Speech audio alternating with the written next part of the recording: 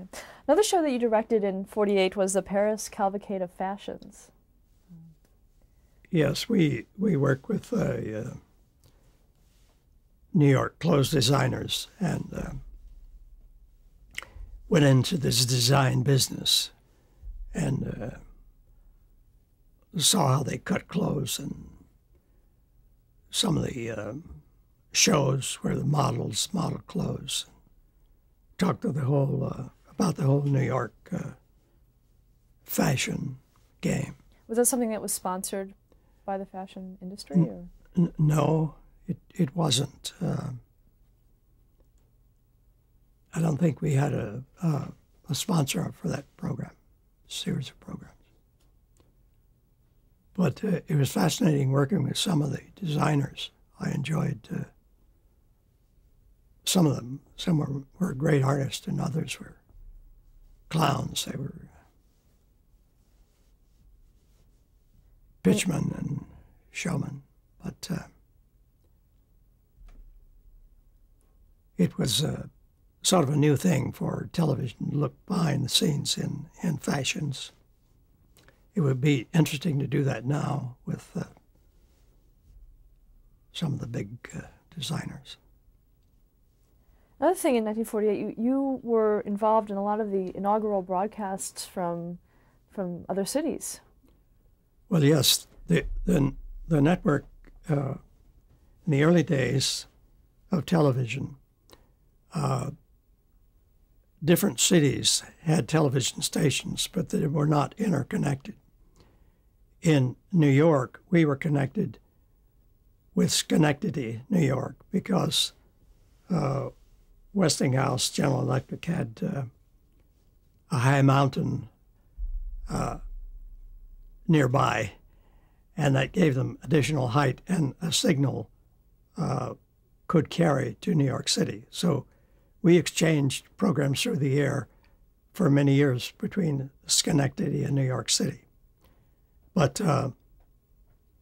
programs outside of the network had received copies of the program, and they developed kinescopes, which was filming on 16 millimeter black and white film stock, the television screen.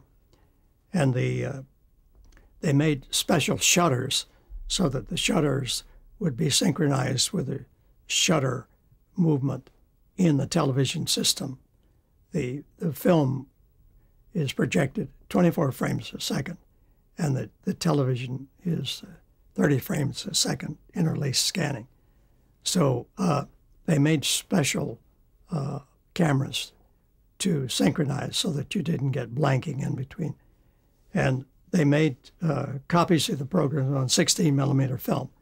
And these would be mailed out to stations all across the country who wanted that program. And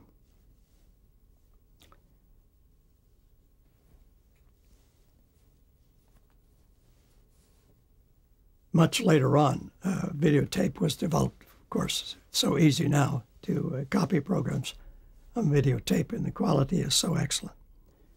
That wasn't true of the kinescopes. But each year, the network would be increased by the microwave towers. AT&T was interconnecting cities with microwave towers. About every 30 miles apart, they would set up a tower with microwave receivers and senders. And they would get the signal and send it on to another higher peak en route, and they would send the program that way through the air. They hadn't developed coaxial cable for long distance use at that time. And it was several years before Boston was interconnected, and several more years before Baltimore and Washington were interconnected to New York. And then later on, the networks were expanded out to the West Coast. And but that was about 4 years after that. So during this period, we were busily making kinescopes and mailing them out. Big traffic in 16 millimeter film. But I was assigned by NBC to go to Boston and train the crew in the Boston NBC station and to create an initial program and to direct that program, the first program out of Boston that would be seen on that network. And after that, I was sent to Baltimore to do the same thing for the first program out of Baltimore on the network. And then after that, to Washington, D.C. to do the first network program out of Washington. So it was interesting going to these different facilities and working with their people there and doing their initial broadcasts. What did those initial broadcasts consist of? Well, they were generally variety shows. We would use the important talent that that city had. The Washington, D.C. program, of course, dealt with the government. We went to the joint meeting of the House of Congress, and we went to the White House and the Lincoln Memorial, and we had the president and political people in Washington on the program. The program out of Baltimore and Boston were entertainment programs, variety shows, with the important people of those cities appearing. In 1948, you directed Barney Blake. What was that program? Well, that was the first detective program series on television. And I really was not responsible for that program. That was brought in by an advertising agency. And the agency had its own director. But the director was not familiar with television. He'd worked in the theater. And he didn't know how to maneuver cameras and work in a television studio. So I was assigned to sort of guide him through the program. So the first program, I really did it in order to show him how to do it. And then thereafter, he sat in the director's chair, and I was in the control room for 3 or 4 weeks after that with him if he got into trouble. But eventually he took over the show, and I was not needed anymore. That happened with a number of programs at the time. In those days, only the television stations like CBS or NBC had production people who would work with the equipment. And later on, the agencies sponsoring, handling the sponsor of these shows, wanted to have their own producers and directors. And J. Walter Thompson wanted to direct their own show, the Kraft Television Theater. So I helped them get started, and they too took over and carried that show for many years on the air. What was the advantage of the agencies having their own directors as opposed to using someone from NBC? Or... Well, it's more control, and they didn't have to share that director with other shows. If you go to a network, very seldom could you break a director free to work entirely on one show. They were always needed on special events to do things. And we doubled in brass all the time. But it was interesting for us. What kind of control did advertisers have on your shows as far as your duties were concerned? Some shows wanted to screen the scripts, and that was true of the period during the Red Scare and the Red Channels, before the Red Channels hearings. And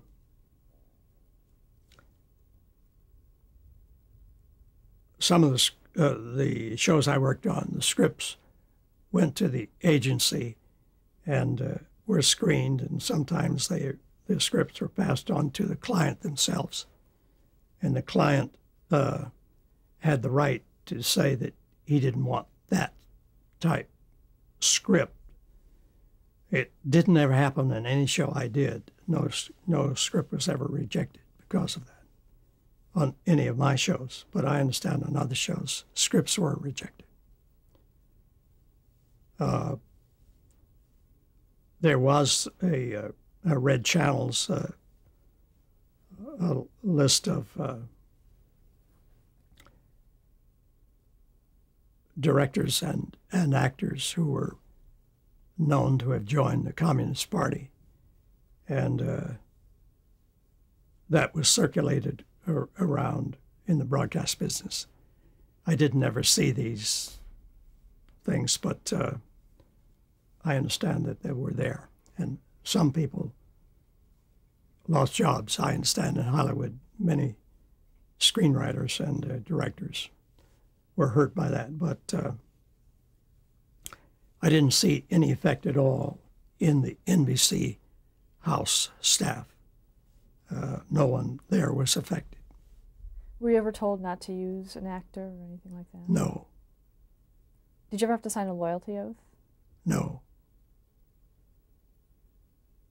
Did you know anyone who was affected? Well, personally? Yes.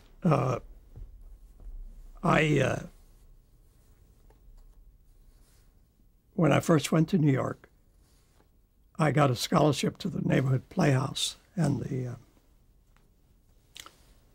there were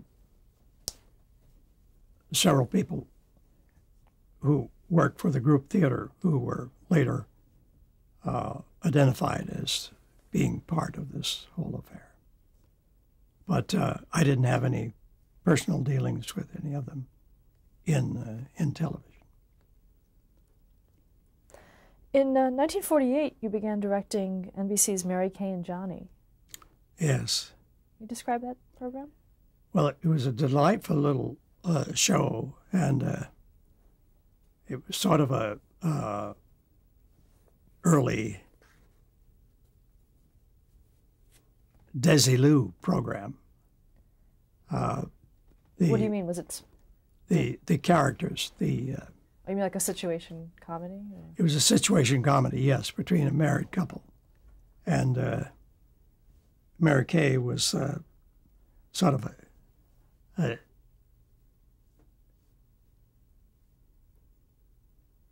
Lucille Ball type character, and Johnny was the patient husband who always got her out of her problems. And they picked up a sponsor, and it was fun working with them, and the audience seemed to enjoy it. Talk about the craft of directing a situation comedy. What were the most important elements of that? Well, to keep it bright, and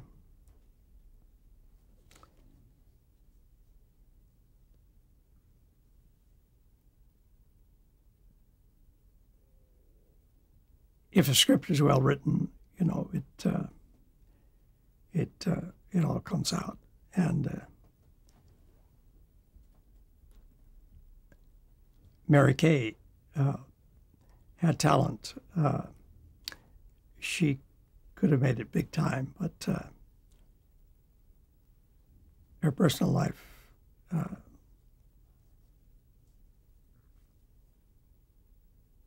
didn't lend itself that way, and she didn't ever become a big star, but she might have. She had the talent. What was it about her that you felt that way?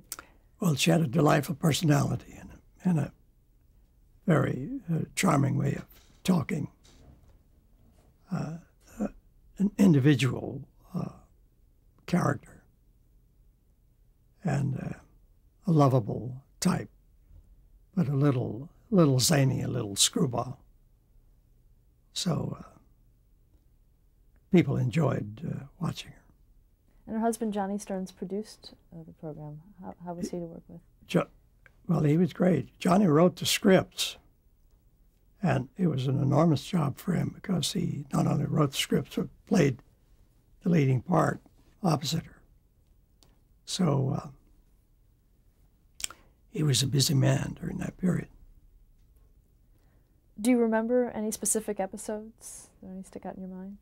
No, I don't. It's been so many years and so many other shows. Let's talk about, in 1949, you directed Macbeth. Yes. The Players Club cooperated with NBC, put on a special show. The Players Club is a club for actors in New York, actors of renown. You're invited to join the Players if you are an important actor.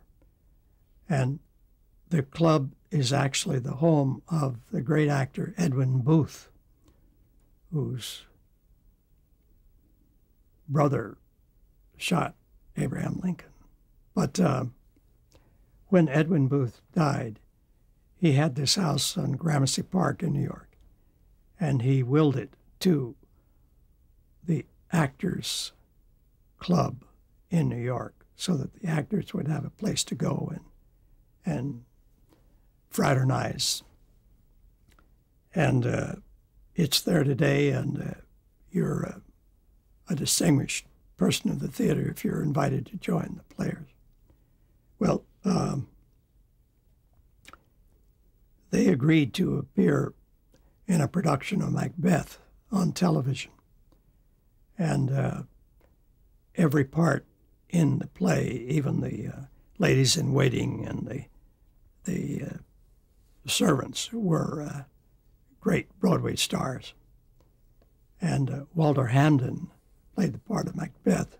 He, of course, had played the part all over the world for many, many years. And I was chosen to be the television director on it.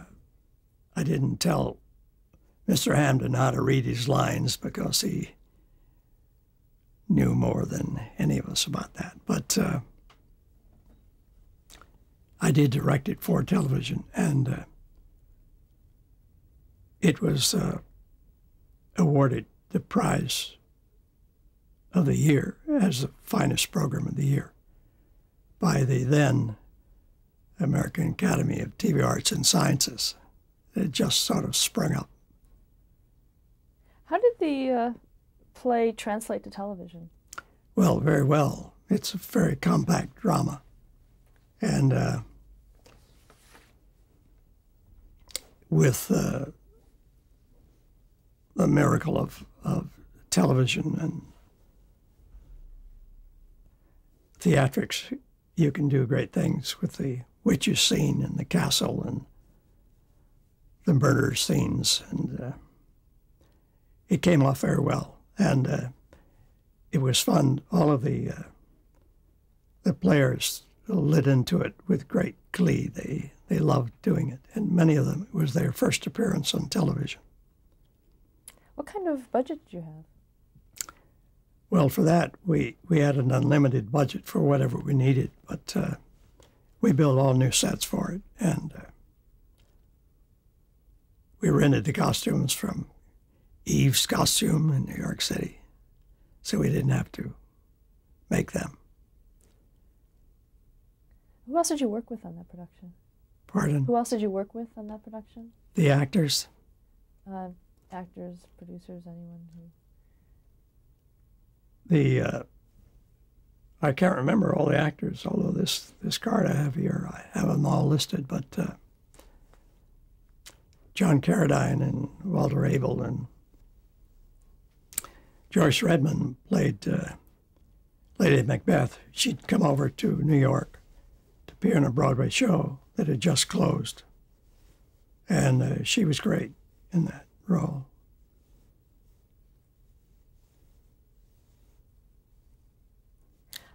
Many people consider Macbeth to be the first spectacular that NBC did. Can you talk about that? Well, it received a great deal of publicity, and it was sort of the first of its kind. It was the first Shakespearean play on television, American television. And it brought a lot of the curious art lovers to television who had not been regular viewers. So spectacular is a word that was developed after that. Can you talk about how that concept came about? I don't know. I think it's the publicity, people trying to build hype for their shows. Did you work with Pat Weaver at all? Yes.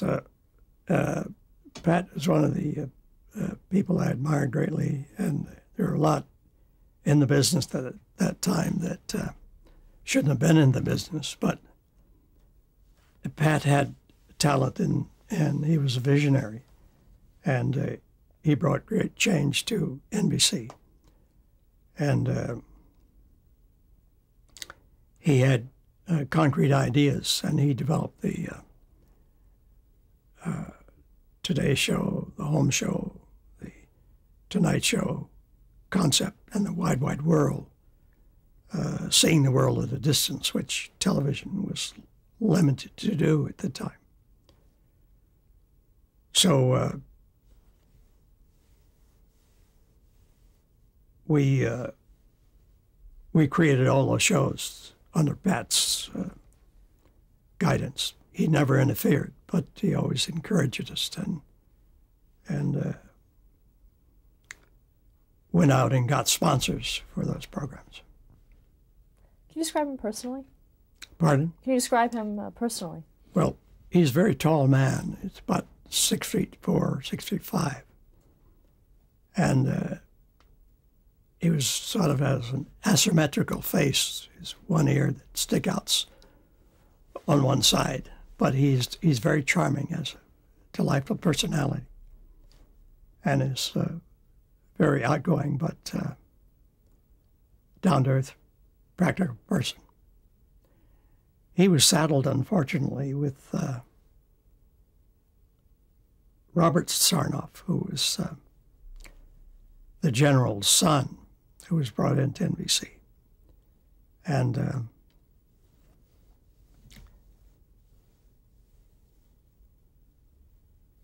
every time Pat Weaver would move up a rung on the ladder, they would move Bob Sarnoff into Pat's old place. And finally, after Pat had been president for a while, he resigned, and Bob Sarnoff moved in to be the president of NBC. And then Bob went on finally to be chairman of the board of RCA, took his father's position. But Pat was full of enthusiasm and ideas, and he brought a lot of prestige to NBC in those days. Let's talk about some of the shows that you would have worked on with him. In 1951, you worked on The Tonight Show? Yes. I was asked to come in to sort of change the look of The Tonight Show. I was not its regular director. How did it look before? Well, it was low in the ratings, and it was sort of a mishmash of things. And I came in and changed it around somewhat. I think improved it. But at the end of the season, when it went off the air, it changed, and they didn't bring it back again. They brought back individual comedians to host the shows. So it didn't ever come back in that same format. And how did you reformat it? Well, I changed the use of certain people who were hired on the show as regulars. And I encouraged bringing in outside people. They had guests each week. And I tried to get a different type of guest than they were bringing in. And I gave continuity to some of the proceedings, which I think helped the show.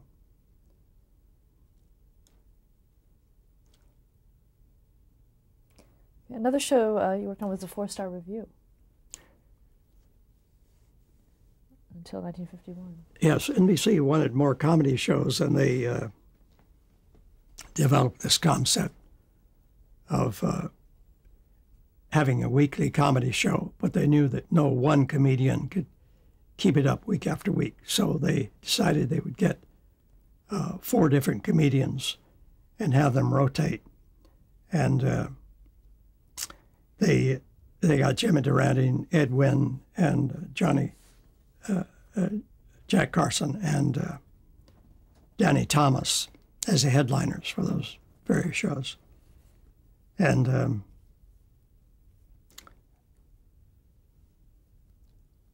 I started off doing the Jack Carson show and the Danny Thomas show. And this was the first show that Danny Thomas had ever done on television. So we had several heart-to-heart talks and drinks in Hurley's Pub in the lower floor of NBC. And I learned a lot about him and he about me, I guess. But he was a delightful man and a very, very serious person, but a great comedian, too. What kind of difficulties did you have with television? Well, in the stand-up, he was a stand-up comedian, and he found that he was using up his material too fast. And he went to Hollywood and, of course, started the Daddy Show out there, and was a big hit. I didn't have anything to do with that show on the coast. But we had a staff of writers, about 5 different writers, and they were hard put to it each week to turn out a show and give him material that he could use. Ed Wynn and Jimmy Durante, whom I later switched over and started directing their shows, was easier to do because they brought a lot of material from past years. And Jimmy did most of his work at the piano, singing. And it was a real ball working with Durante and Wynn.